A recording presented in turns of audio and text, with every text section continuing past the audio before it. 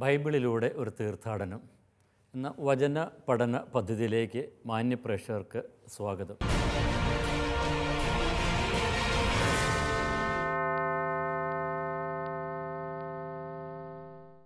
വെളിപാട് ഗ്രന്ഥത്തിലെ വളരെ സുപ്രധാനമായ ഒരു അധ്യായത്തിലൂടെയാണ് നമ്മൾ കടന്നുപോയിക്കൊണ്ടിരിക്കുന്നത്.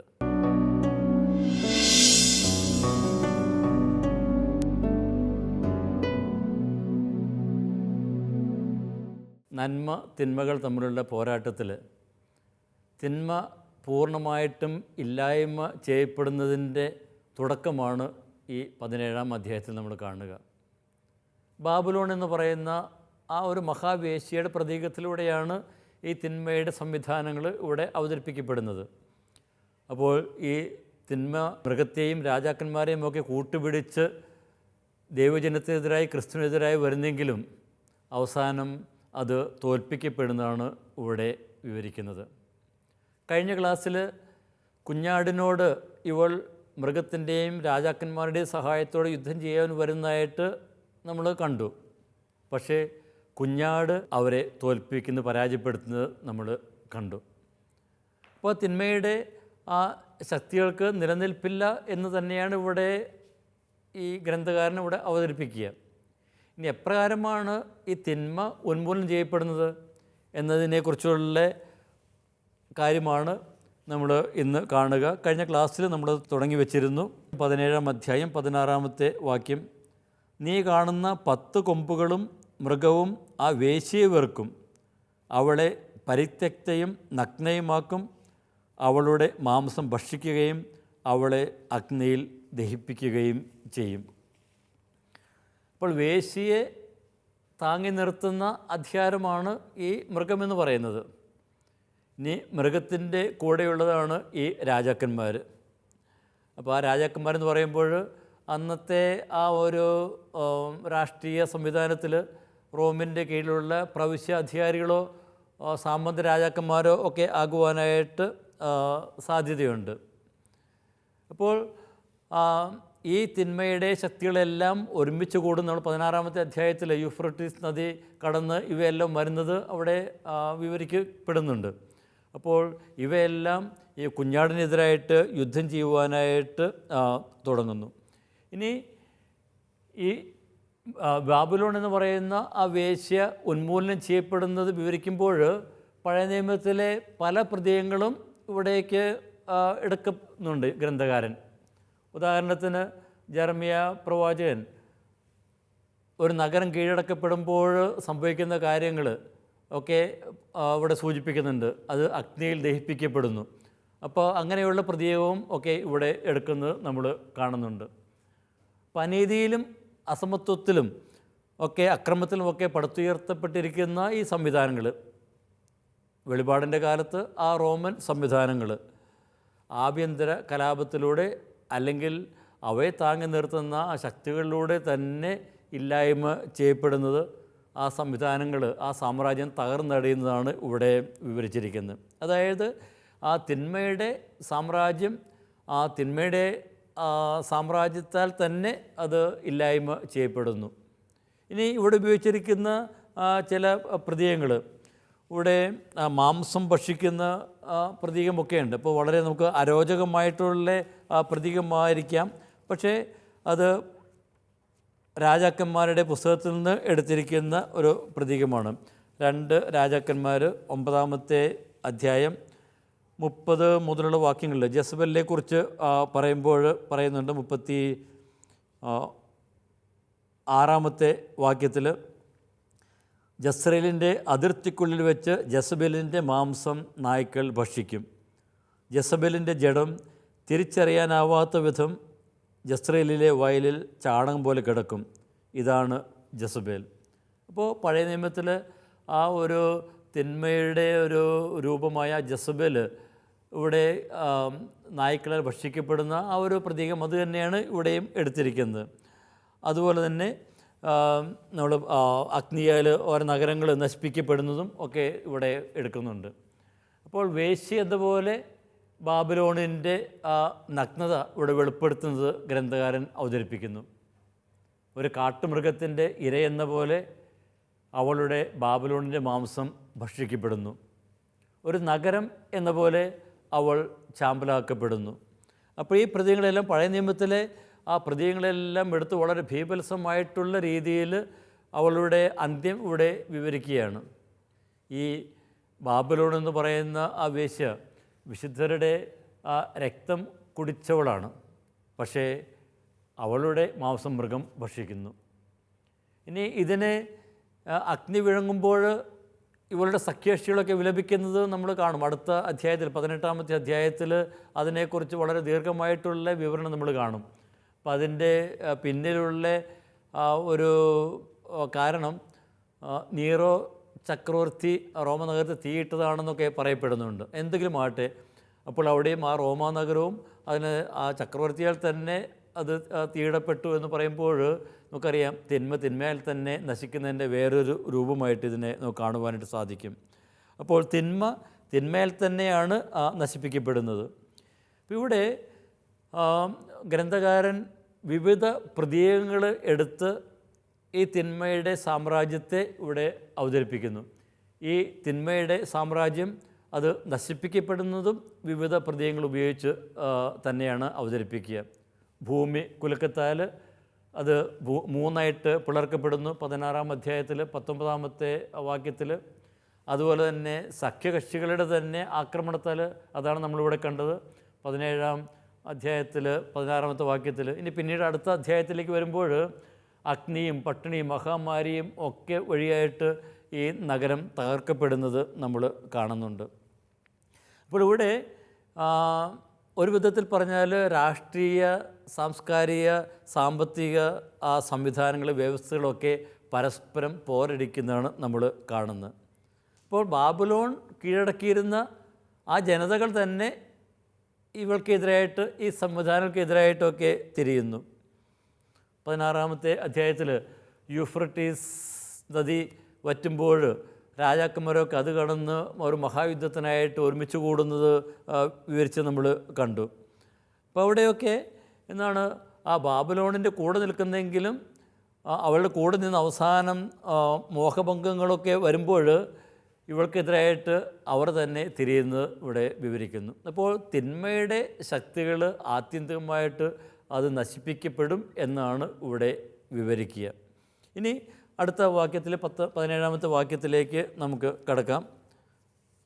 17-ാമത്തെ വാക്യം ഇപ്രകാരമാണ്: എന്തെന്നാൽ ദൈവത്തിൻ്റെ വചനങ്ങൾ പൂർത്തിയാകുവോളം അവിടുത്തെ മനസ്സ് നടപ്പാക്കുന്നതിനും ഏകമനസ്സോടെ പ്രവർത്തിക്കുന്നതിനും മൃഗത്തിന് തങ്ങളുടെ രാജ്യത്വം നൽകുന്നതിനും ദൈവം അവരുടെ ഹൃദയത്തിൽ തോന്നിച്ചു.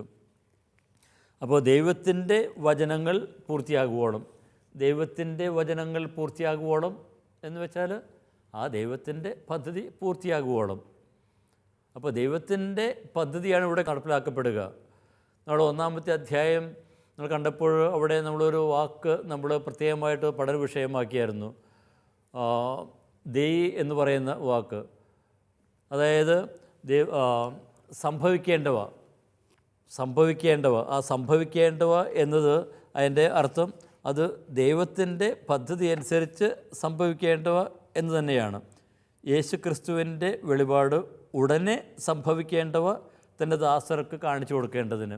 അപ്പോൾ ഉടനെ സംഭവിക്കേണ്ടവ, ആ ഉടനെ സംഭവിക്കേണ്ടവെന്ന് പറയുന്നത് ദൈവം തൻ്റെ പദ്ധതി പ്രകാരം നടപ്പിലാക്കുന്ന ആ കാര്യങ്ങൾ തന്നെ എന്ന് തന്നെയാണ് അർത്ഥം. അപ്പോൾ ദൈവത്തിൻ്റെ വചനങ്ങൾ, ദൈവത്തിൻ്റെ പദ്ധതികൾ അത് നടപ്പിലാകും.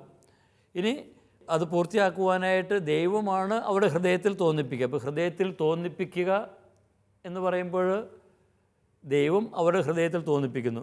പുറപ്പാട് 35-ാം അധ്യായം 34-ാമത്തെ വാക്യത്തിൽ അവിടുന്ന് അവനും ദാൻ ഗോത്രത്തിലെ അഹിസാമാക്കിൻ്റെ പുത്രൻ ഒഹോലിയാബിനും മറ്റുള്ളവരെ പഠിപ്പിക്കാൻ തക്ക കഴിവ് നൽകിയിരുന്നു.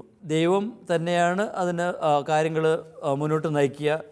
ഇനി ഇവിടെ തിന്മ പൂർണ്ണമായിട്ട് ഇല്ലാതാക്കപ്പെടുവാനായിട്ട് ദൈവം എല്ലാം നിയന്ത്രിക്കുന്നു. നെഹെമ്യ 2-ാമത്തെ അധ്യായം 12-ാമത്തെ വാക്യം: ജെറുസലേമിന് വേണ്ടി ചെയ്യാൻ എൻ്റെ ദൈവം മനസ്സിൽ തോന്നിച്ചത് ഞാൻ ആരെയും അറിയിച്ചില്ല.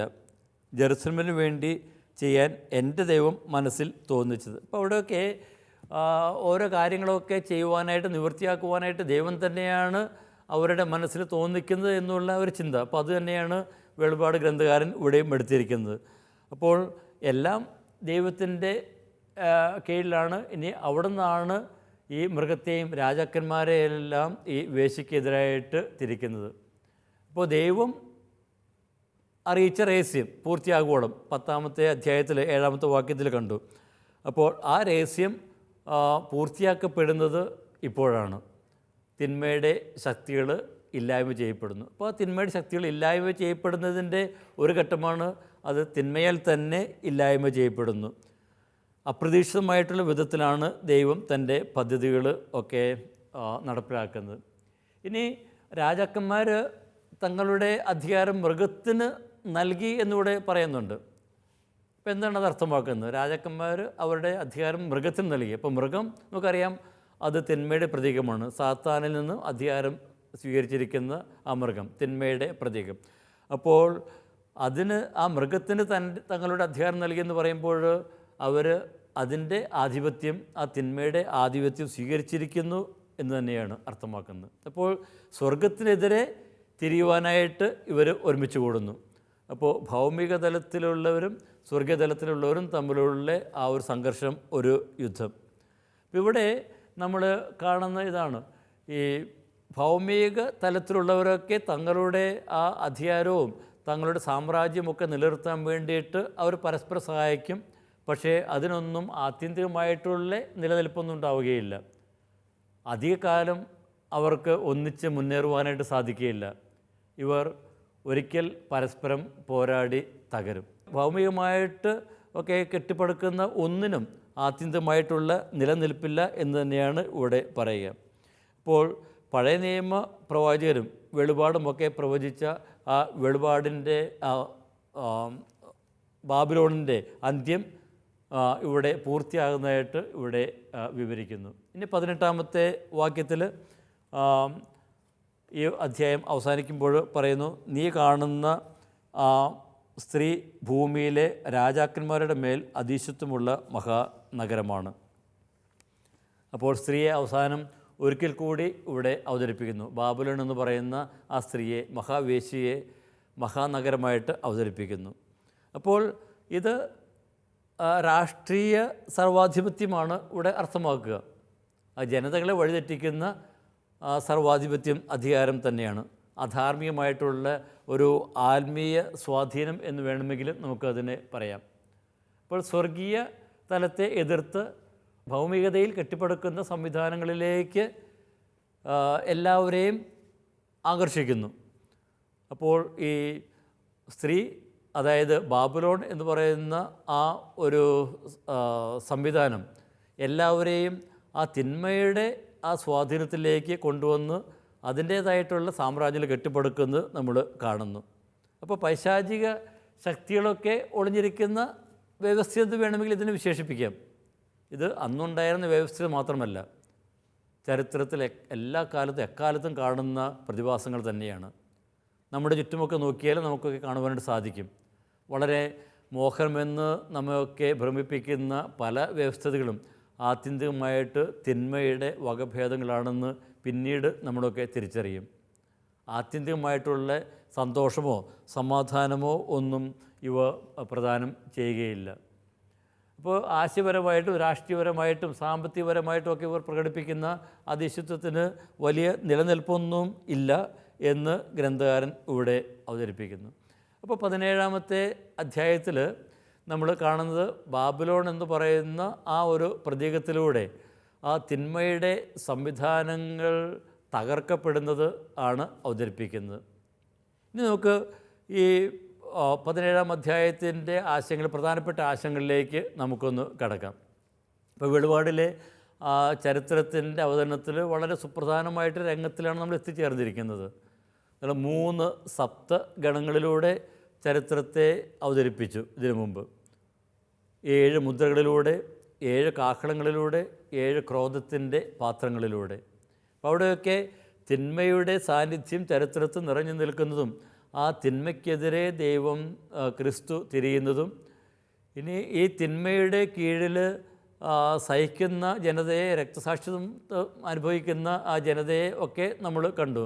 ദൈവജനത്തെ, ആരാധന സമൂഹത്തെ ഒക്കെ നമ്മൾ കണ്ടു. അപ്പോൾ ഇവിടെ എന്തിനാണ് ഗ്രന്ഥകാരൻ 17-ാം അധ്യായത്തിൽ ഈ ബാബിലോൺ എന്ന പ്രതീകത്തിലൂടെ ഈ തിന്മയെ അവതരിപ്പിക്കുന്നത്? ഇപ്പോൾ തീർച്ചയായിട്ടും ആരാധന സമൂഹത്തിൻ്റെ കാഴ്ചപ്പാട് അത് രൂപപ്പെടുത്തുക എന്നതാണ് ഏറ്റവും പ്രധാനമായിട്ടുള്ള ലക്ഷ്യം. അപ്പോൾ ആരാധന സമൂഹത്തിൻ്റെ അവരുടെ ഐഡൻറ്റിറ്റി, അവരുടെ സ്വത്വം, അല്ലെങ്കിൽ അവരുടെ സമർപ്പണം, അവരുടെ പ്രതിബദ്ധത ഇതുവഴിയായിട്ട് രൂപപ്പെടുത്തുന്നു. അപ്പോൾ അതിനാണ് 2 വ്യത്യസ്ത ബിംബങ്ങൾ എടുത്തിരിക്കുന്നത്. സ്ത്രീയുടെ, ബാബിലോൺ എന്ന് പറയുന്ന ആ വേശ്യയുടെ, അതുപോലെ തന്നെ ജെറുസലം എന്ന് പറയുന്ന വധുവിൻ്റെ പ്രതീകം. അപ്പോൾ ഈ രണ്ട് വ്യത്യസ്ത പ്രതീകങ്ങളിലൂടെ 2 വ്യത്യസ്ത ലോകങ്ങളെ, മനോഭാവങ്ങളെ, ജീവിത വീക്ഷണങ്ങളെയാണ് ഗ്രന്ഥകാരൻ അവതരിപ്പിക്കുന്നത്. ഭാവാത്മകമായിട്ട്, പോസിറ്റീവായിട്ട് ദൈവജനം സൂര്യനെ ഉടയാടയാക്കിയ സ്ത്രീയാണ്. 12-ാമത്തെ അധ്യായത്തിൽ വളരെ മനോഹരമായിട്ട് അതിനെ വിവരിച്ചിട്ടുണ്ട്.